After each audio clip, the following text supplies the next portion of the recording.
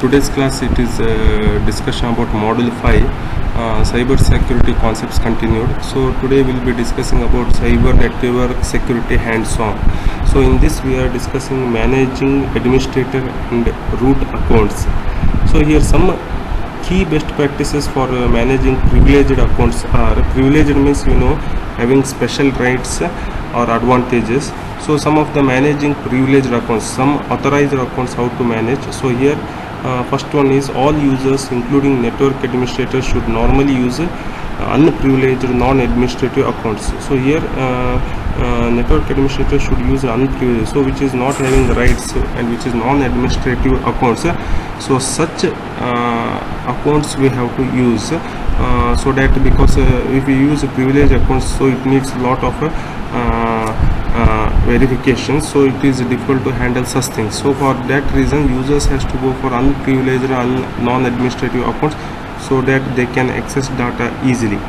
And second point is administrative operations should be effectively separated from other users activities. So whatever the activities are there, so those should be separated with administrative operations. So it should not mix with those administrative operations, otherwise it will affect the regular things. For example, email and internet browsing should not be performed using administrative accounts or while managing devices or services remotely. These policies are essential for network security for the following reasons. So what are the reasons? First one is logged in. Logged in means to enter, so with a privileged account. So in order to enter with a privileged account, a user receives an unexpected but authenticate looking email and opens its attachment, which installs a rootkit. Rootkit means nothing but a collection of computer software, typically malicious, designed to enable access to a computer. So it is nothing but what? Collection of computer softwares. So second point is a network administrator logged in as a router supervisor visits a drive-by malware website. Malware website means malicious functions or malicious software. A rootkit is installed unknowingly. So means whatever computer softwares are there, without unknowingly those are installed. So those are nothing but what? Malicious softwares. And third point is a network administrator has a web browser windows opening for managing Cisco routers. Cisco routers means nothing but it provides intent-based networking for the WAN, LAN and cloud. And Oracle databases. Oracle data means nothing but it is a collection of data treated as a unit. It is the key for solving the problems of information management and the company's website. So these are the managing administrator and root accounts. So how we are going to manage the administrator and how the accounts are routed, how the privileged accounts are routed, or how the unprivileged accounts are routed. So those informations is given with these things.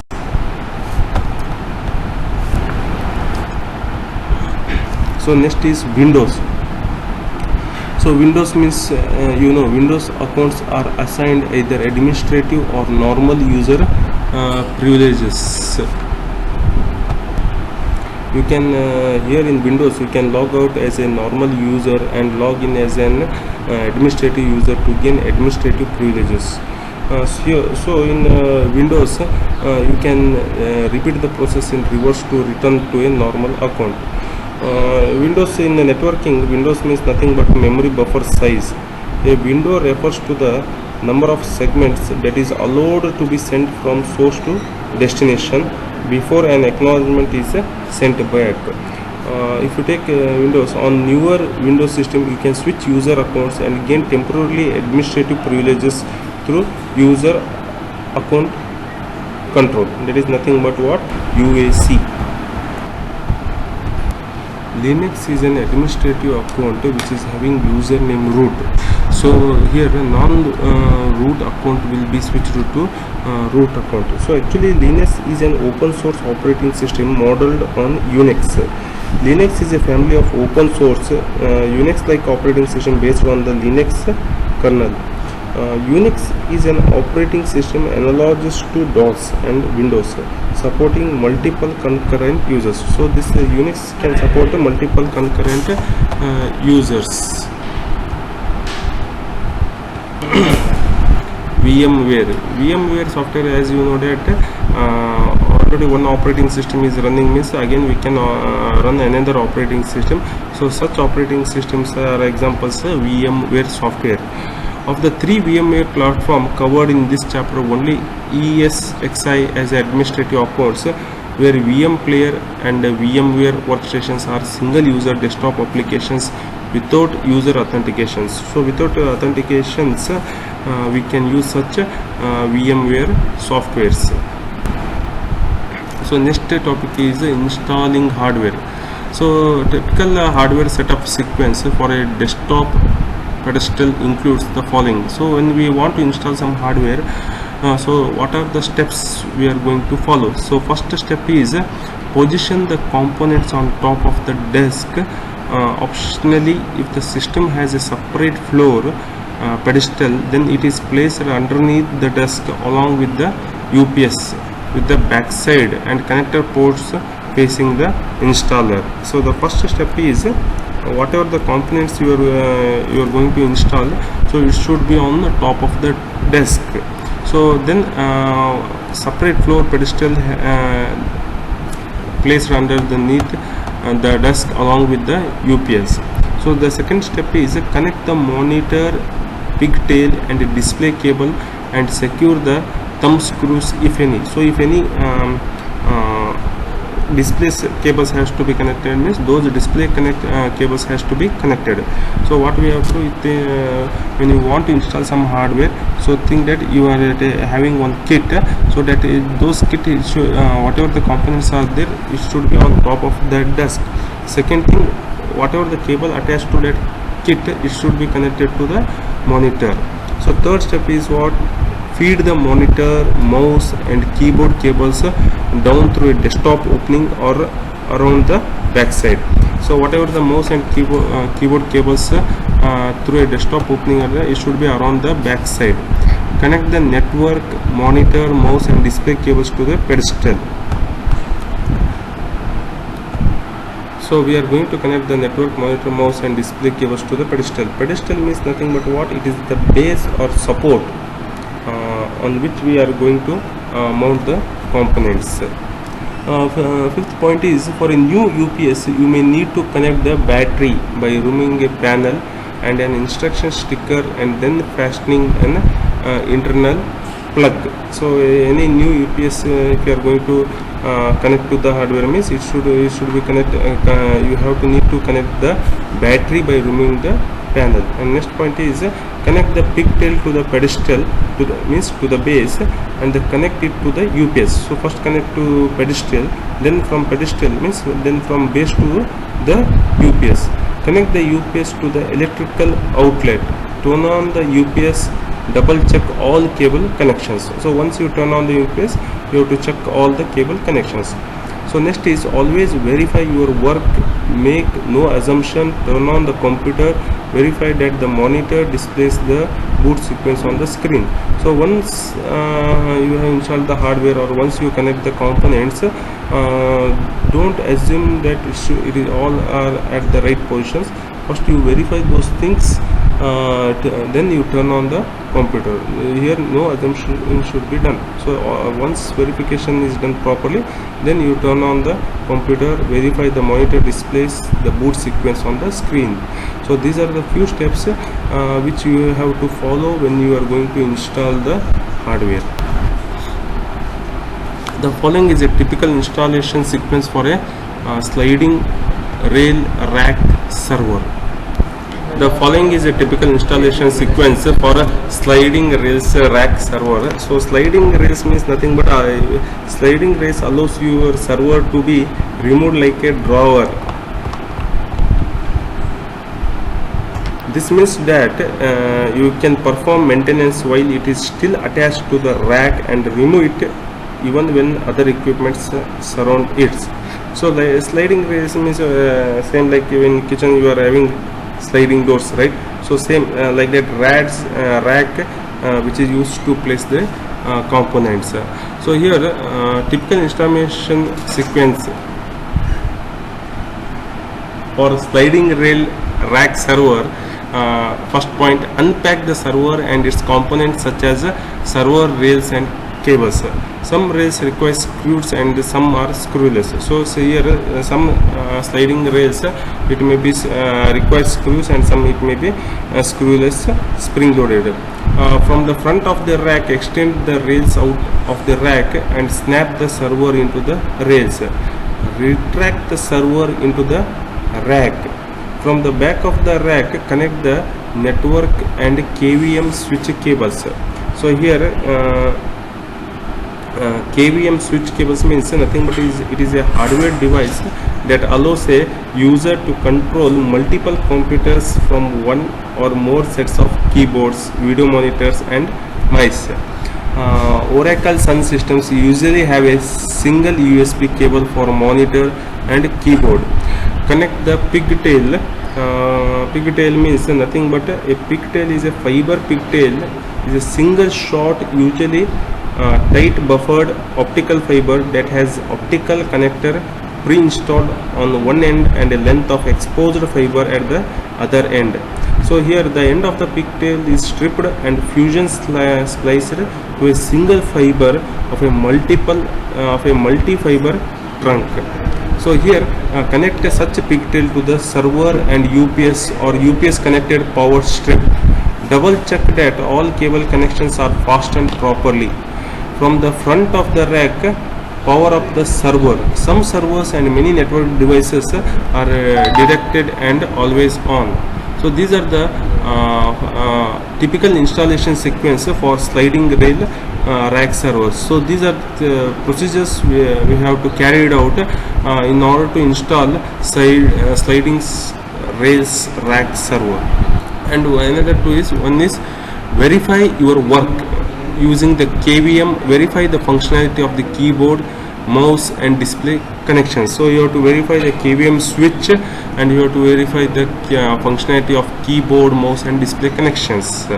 And one important note is, do not connect the system to the network until it is patched and secured with anti-malware. Example, it may be antivirus software firewall. After you have taken those precautions, you can attach the network cable and test network connectivity. So once before connecting to the system, example antivirus software firewall, you check the things, check the precautions, then connect, attach the network cable and test network connectivity. So next topic will be discussing about re-imaging operating system. Okay, so here re-image is the process of removing all software on a computer and reinstalling everything. A re-image is necessary if your operating system becomes damaged or corrupted. So the following is a typical re-imaging sequence for the Windows operating system. First point, obtain the installation disk for Windows. Each network shop should retain a set of master re-imaging disk from each system purchase. So verify that the system is not connected to the network. You will secure the system before you allow it on the production network. Power on the machines and open the CD or DVD drive. Insert the first Windows install disk.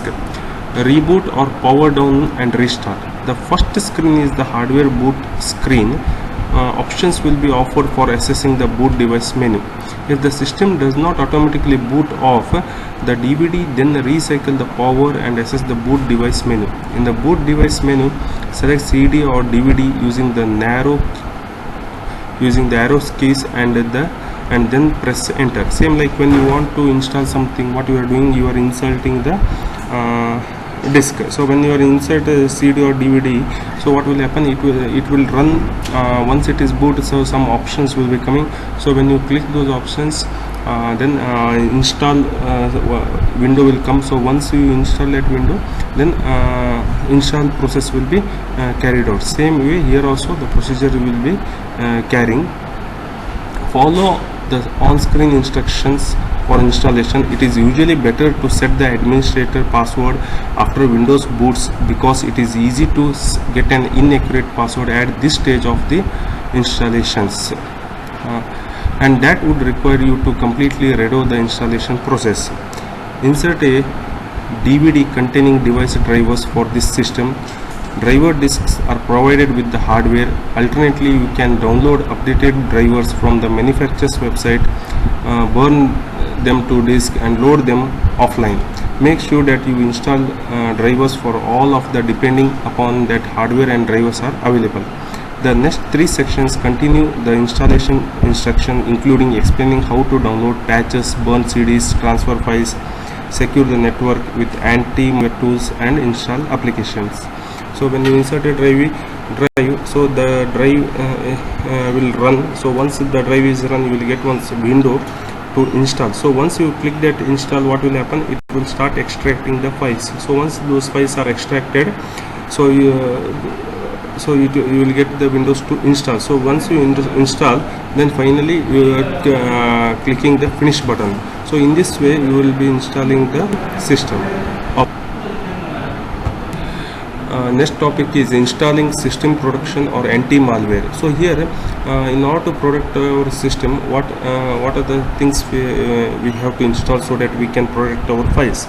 So in order to protect our files, we can install antivirus. So once if you install antivirus, so if any Trojan horse virus, such viruses are there, so those can be deleted, or by installing by using firewall. So firewall, it acts like a filter, so only authenticated person can pass through the message packets.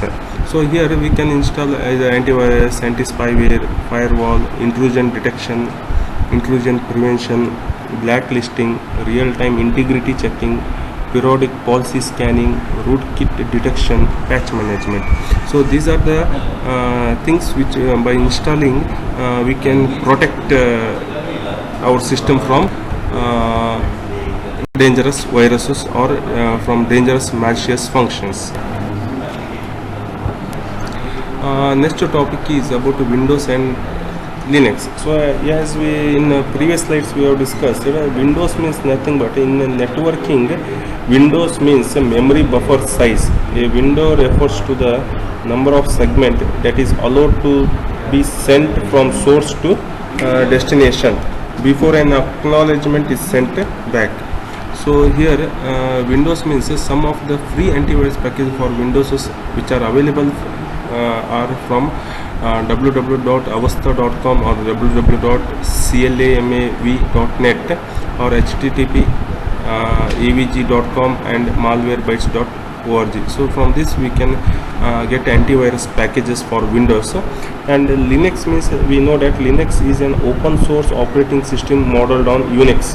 So Linux is a family of open source Unix like operating system based on the Linux kernel. So here the anti-malware market for Linux is considerably smaller than Windows, hence there are fewer offerings of both free and pay solution.